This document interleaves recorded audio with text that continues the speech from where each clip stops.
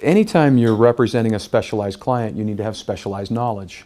A state, according to the U.S. Supreme Court a year and a half ago, they said that states are separate and independent sovereigns.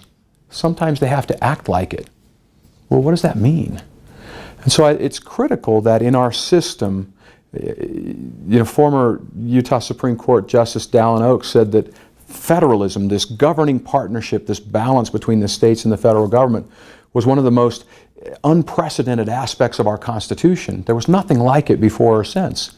And so it's critical that our attorneys representing a state understand the rights, the powers, the authority, the jurisdiction, the sovereignty that the Supreme Court said of a state.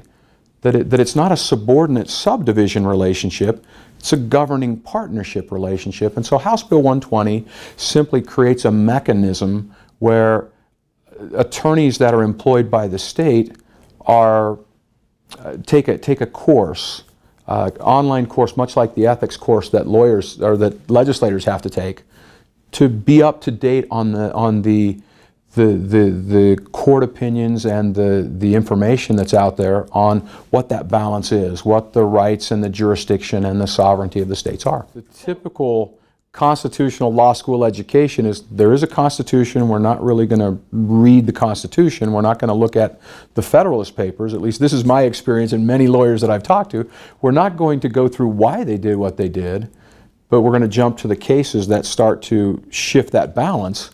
And yet, over the last 2 to 3 decades, the Supreme Court has come out with some really signature statements.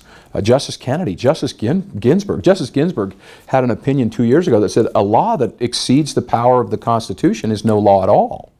Justice Kennedy said federalism, this balance of power, protects the liberty of the individual from arbitrary power.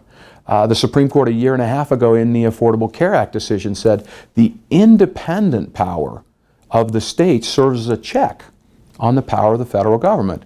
And yet when we pass legislation, it's important that we have advice on that, but more critically, when you have situations where there is continued pressure to disturb that balance that's supposed to exist and in fact move toward a subordinate subdivision, it's critical that the state knows how to act like a partner in a governing partnership and not a subordinate subdivision, and we need our lawyers to have that specialized knowledge for a specialized client. Is there a particular reason why you're bringing this up now? Is there some dissatisfaction with the state's lawyers or the judges? No, not in particular. I mean, there have been a number of instances where we're needing to act like a partner, and we simply don't have that advice to go that direction. But in general, we see on many fronts the federal government accumulating power, distorting that governing partnership balance, and to be treated like a partner, we have to act like a partner.